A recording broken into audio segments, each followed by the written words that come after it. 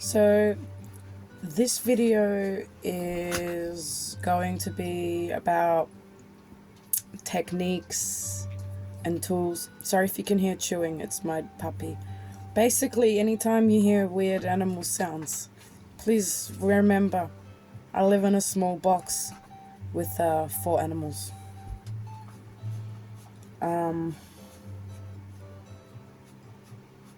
Tools, techniques, resources to have in your mind, on hand, up your sleeve. The more you have, the easier it is to just get through a day, because triggers, the more you go out, the more you're around people, the more triggers you get, the more things affect you. I was once taught about this thing called the umbrella of triggers, with an analogy. So, for example, let's say that you have a traumatic incident affect you. You get PTSD from that. Everything around that event, or certain things, around that event can trigger you, yeah?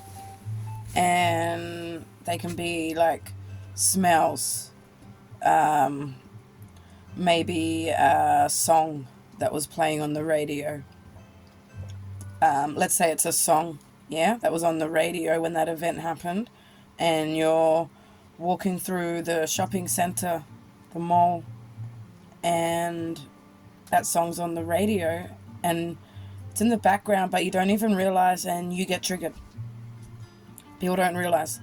Well, then things that happen like in that trigger, so in that environment around you in that mall, can also become a trigger, but related to that event. It's like all these triggers grow every time you get triggered from that event, but they all connect back to that. So years and years and years, you've got so many triggers, things that are nothing to do with what happened can actually be connected to that, and you're just not aware of it.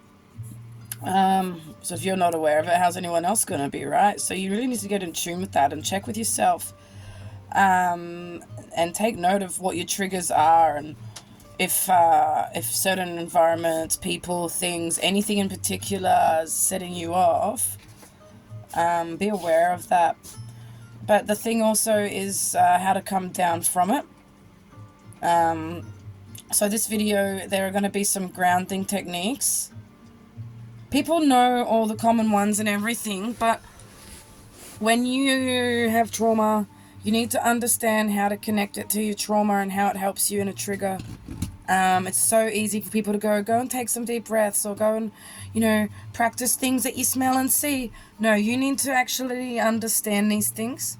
But there are a couple of others in there that I know, when I've discussed them with people, even therapists, they've never heard of them. I learned them from a trauma clinician who I know. Excuse me one moment. Sorry. Someone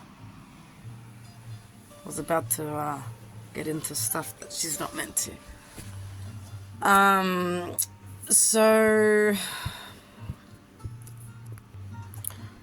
Tools for grounding when you're triggered. Sorry, she just burped. The tools you use really do also depend on your trigger, and people will have different things that work for them. What I learned over the years is that different grounding tools, it's not just about turning your brain back on, it's your whole nervous system. So the parasympathetic versus the sympathetic, the fight and flight versus the rest and digest. People who have trauma are already sitting, in that low fight or flight. So as soon as they're triggered, it's just like boom, and it's going to be a bigger reaction and response than others. If you have tools up your sleeve and you're aware of it and you're getting in tune with what your triggers are, and you know what to avoid and what you need around you, the onus is on you in that sense. So let's go over the ones that are common. Sorry, after the grounding techniques, I'm also going to talk about, I'm going to do one on anger releasing, trauma releasing, different things for different situations related to trauma. So this one is just all about grounding. So we all know the sensory one, right? The 5, 4, 3, 2, 1. What that does is that one gets your frontal lobe on, yeah? And your peripheral back on. So when you go into fight or flight, everything that you don't need switches off, and everything that's going to help you in survival mode gets amped up, right? Which is why, side note, people with trauma who are stuck in fight or flight have so many physical symptoms. Watch my other videos. Why is that? Oh, because we have certain things that aren't working properly and certain things that are constantly amped up. And we have things like cortisol constantly pumping through us. Anyway, let's come back. So, when this happens, you need to turn one part of your rest and digest back on, because the whole system is either on or off. You can't have some on or some off. So if you get one part of it back on, you're going to switch over everything. So it's about what fighting works for you. So some of these grounding techniques are aimed to turn on different parts of your nervous system that get switched over to fight or flight. Using them is designed to turn a particular one on, which turns everything back on. Okay, so the sensory one, 5, 4, 3, 2, 1, you go through the 5 senses. What that does is that gets you present, yeah? Because when you're in fight or flight, your peripheral turns off. You can only just see what's like right there, and even then it's fucking hard, right? And your frontal lobe just like shuts down. You're irrational, you can't make decisions, you're just freaking out. So if you're doing your sensory, 5, 4, 3, 2, 1, see, hear, feel, smell, taste, that's bringing you to the present moment. Because if you're seeing things, hearing things, feeling things, tasting things, you're going to have your peripheral, yeah, and your frontal lobe on, because you're aware of what's going on around you. It's the whole idea to bring those on, turn those on, whole system's back on, right? So that's why they do that. So you got to take your time with these things, and you don't rush it, and you do it through to the end. Think of it like antibiotics. People stop taking it halfway through and then wonder why their cold or whatever lingers or comes back. It's because it's a whole course for a reason. You need to see it through. Get through to the end to truly ground.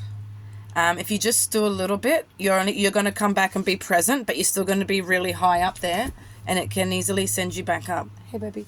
So if you stick around and do the whole thing, you are really grounding and coming back down. Okay?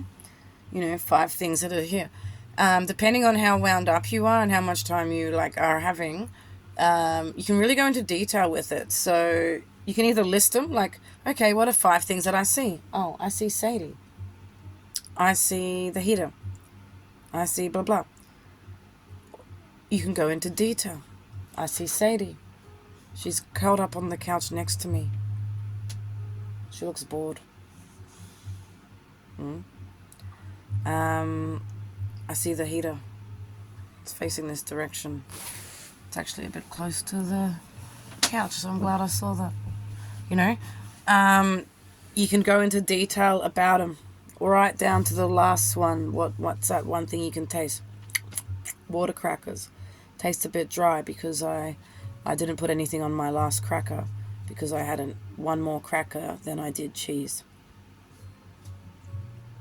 So going into that detail is like really bringing your focus and your attention to the moment, right? Another one is something familiar, like a song. They say a nursery rhyme is good. Poem, a verse from something. Anything that's going to be really familiar for you, because when you're in that state, that brings your frontal lobe back on as well. When you're in that state, you can't remember the lyrics to your favorite song or that nursery rhyme. But if you get through it, you're like, so mine, for example, is, that I know an old lady who swallowed a fly. It's so freaking long because I get triggered so hard. That's my song.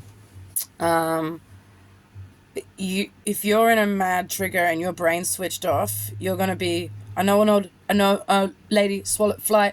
No, what? But if you can get there, I know an old lady who swallowed a fly. I don't know why she swallowed a fly, blah, blah, blah, blah, blah, blah. You're remembering it. Your brain's on, right? And then it's bringing you to the present moment. So, and that's on. It all comes on. You're getting out of fight or flight, or you're getting down to your trauma level. So that's the idea with those. Sometimes I amp it up and I'll do something like the alphabet backwards because you know it, but to do it backwards you have to really stop and think. So that'll be when I'm not as really triggered. Give that extra challenge, like a bit of brain training as well. Another one is activating the vagus nerve. There are different ways to do that. If you can belly breathe, you can't belly breathe when you're in fight or flight. And there's actually ways that you can make yourself do a belly breathe, because there are certain positions, a belly breath, because there are certain positions that you can only breathe from the belly in. So if you take the time to do that, the same trauma clinician who taught me one of the things I'm going to tell you later soon, taught me this. So, sorry, I need to be able to look at that. To do an actual belly breath, yeah? Put your hands out. Deep breathe in as you do it. And stretch up. You cannot breathe from anywhere but here when you put your arms above your head like that. It forces the breath to draw out of you, kind of like a plunger. So that'll turn you on. That turns on. That'll help turn on your vagus nerve. Another way to do that is they'll say, like, you know how you hear omming and chanting. That's not just hippies being weird. They are doing things that help what they call raise the vibration, but that's all about. That's not just theory with people who are out hugging trees. We are science, yeah. We are biology. We are chemistry. We are physics. We are everything. And inside of us, there are things going on that we can't see, and we need to pay attention to it. If you get in tune with your body, how it's all connected, your mind, your body, the organs, the neuropathways, like if you actually just go online and understand what you are,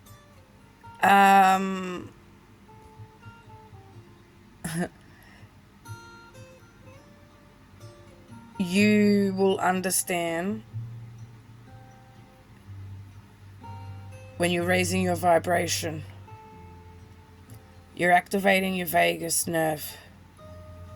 And by doing that, you're getting yourself down into a really sense of calm. The deeper you can go, the better, the harder, the longer you can do it, the more you're going to feel yourself going, calming down and raising your vibrations.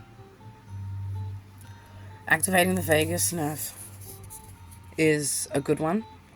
There are many ways you can do it. That's why contrast shoulder showers, all these things with cold plunges and ice baths. If you even freezing cold like ice packs on your neck or your cheek here, freezing cold water, like that will activate it. Activating your vagus nerve does a lot more than getting you out of fight or flight, but that's a whole different video in itself, which I'll do. So what's another one? Pelvic floor muscles. If you can clench those and do those exercises, that will get you back on. What's another one? Oh, that song by Crash Test Dummies is a really good one for people who are too embarrassed to be singing a nursery rhyme, or people who think it's silly to chant an om. It's a 2-in-1. You get to do the familiarities of the song, and it's a classic, but also that chorus is going to be activating your vagus nerve as well. It's very very good song to use for anyone who needs a song idea. If you can now take really good note of this one, and it's going to be my final one for this video. It's called a catastrophe chart. Sorry, I don't really like this.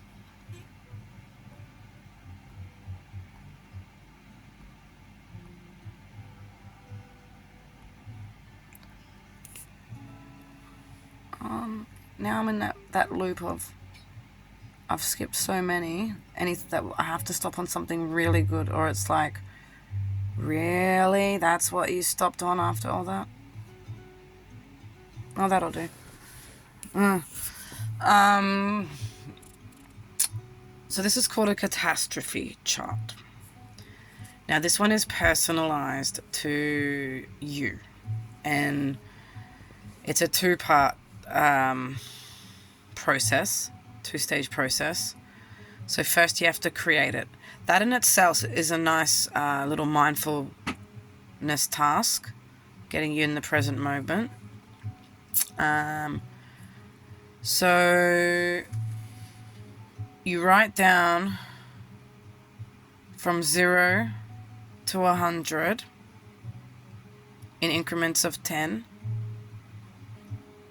listing what you would be your trigger, like, or something that really triggers you, or that you're really reactive to. So for example, I have done mine like this. I don't know if you can see it, but for me, the thing that would undo me the most is if something happened to my pets, but also abuse. It's the worst thing in the world for me. The next thing down would be like permanent disability. I wouldn't cope well with that. A lot of people are going to be offended about the order of these two, but you know, this is mine and how it affects me. Write down things that can't stand being interrupted, but it's there, you know. And here is, you know, our level. So what you do is, I hope that actually covered and you could see it. You only write it down to write it down and give yourself a visual. You don't need to carry it with you. It's not something you have on you that you need to like whip out. You do it you write it, you visualize it, you lock it in, and you bring it out when you're reacting and you're triggered. So for example, being late for me is a 40, right? But permanent disability for me is a 90. Yeah. So let's say I'm late for something and I have a meltdown that's like up here and I'm acting like it's a 9 out of 10, like full on overreacting, triggered as hell, meltdown. This chart, when you visualize it enough and you care and you're determined enough to use the tools that you have, you literally go, whoa, whoa, whoa, whoa. You visualize a chart. You go, hang on a second. I've got being late or anything in line with that as well. It's not just this chart, right? You use the chart as an example. Being late, anything in line with being late. So I've got it down as a 4, but I just acted as a 9. I totally just wigged out and acted like I lost my legs and will never walk again. But actually, I'm just late. And then you just go, oh. And it's sort of like you call yourself out and it brings you right down to the 40. And sometimes even lower because of the because you realize you overreacted. And it just helps you realize that it's not as bad. It's not about shaming yourself. It's about catching an overreaction and realizing it and going, whoa, let's grab that. But you get that embarrassment for just a minute, and that healthy level is what catches you, as long as you don't allow it to shame you out, because shame is a very big part of CPTSD, right? But please remember that I'm riddled with it. I live with shame. I see myself on these videos, but you'll notice I look up a lot. I don't use a mirror. If I do, I can't focus. Like, I have so much shame of my who I am, where I'm from, what I've experienced, and where my life is at, and my illness, things I've done, choices I've made. I'm riddled with it. But I think this is fucking fantastic. Oops. Bloody fantastic. And I use it all the time because I know the difference between feeling shame and dealing with that as a schemer and calling yourself out and having a silly fuck moment. And that's what that's about. Being able to just own it, catch it, own it, move on. But that's a very long video, but I hope that it helps people out there understand that grounding techniques aren't just about mind over matter. It's about getting your system back into place, switching things back on that were switched off, and calming things down that have been revved up too much. You know, stop the cortisol just drowning, flooding you, and get your rhythm back.